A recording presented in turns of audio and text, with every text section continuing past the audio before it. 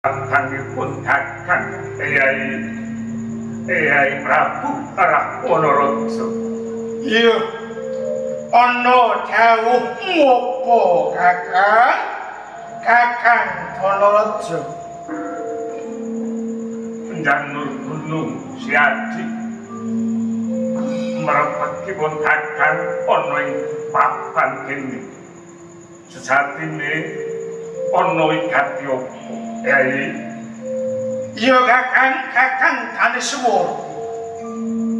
Sadurunge aku matur, apa to kang dadi karunane?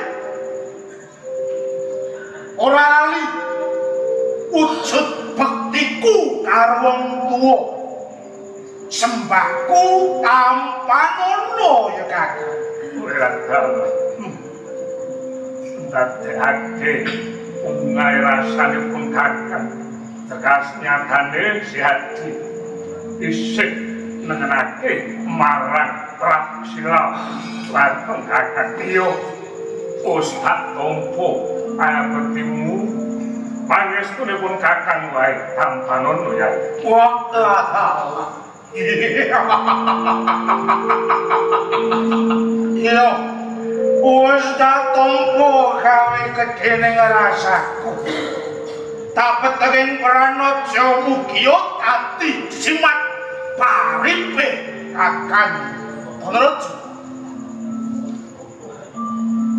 Kakang, wale-wale opo to? Saka negara ngaleng Wonorejo nganti temekoning papan kene, ana ing palenggamu.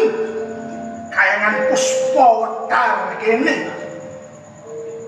Pancen ana bab kang bakal ngandharake marang paduka si kakang ngenani kajayane praja Ngalengka kakang.